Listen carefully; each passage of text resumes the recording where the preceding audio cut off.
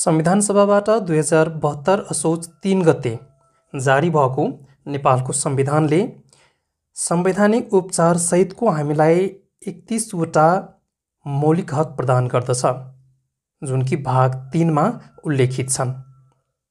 यो जुनसुकै सरकारी निकाय र लोकसेवाका इक्जामहरूमा महत्त्वपूर्ण छ नै। एज अ सिटिजन हामी एउटा नागरिकका हैसियतले पनि यो बुझिराख्नु अति महत्त्वपूर्ण छ। त्यसैलाई हामी बुझ्ने प्रयास गरौँ। संविधानमा उल्लेखित मौलिक हकहरू 31 वटा छन्। धारा 16 देखि 46 सम्म लिखित छन्। 16 नम्बर धारामा सम्मानपूर्वक बाँच्न पाउने हक छ सुरुमै। As a being a citizen of a sovereign country, sovereign state, we have right to live with dignity.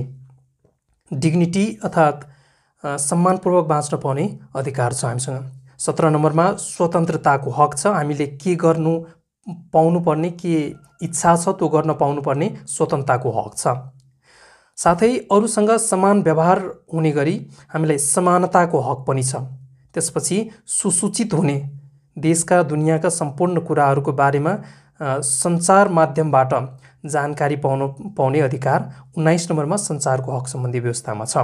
20 नम्बरमा न्याय सम्बन्धी हक छ, न्यायिक अधिकार छ हामीसँग। त्यसपछि अपराध पीडितको हक 21 नम्बरमा। 22 नम्बरमा यातना विरुद्धको हक, कसैबाट हामी यातनाबाट पीडित हुनु परेन, अपराधबाट पीडित हुनु परेन। 23 नम्बरमा निवारक नजरबन्द विरुद्धको हक, नजरबन्दमा पारिने पनि नमिल्ने भने हामीलाई हक उपलब्ध छ। त्यसपछि छुवाछुत तथा भेदभाव विरुद्धको हक र 25 नम्बरमा छ सम्पत्तिको हक। अर्को 26 नम्बरमा छ धार्मिक स्वतन्त्रताको हक। 27 नम्बरमा सूचनाको हक। 28 नम्बरमा गोपनीयताको हक। 29 नम्बरमा शोषण विरुद्धको हक। 30 नम्बरमा स्वच्छ वातावरणको हक। यसलाई सूत्रमा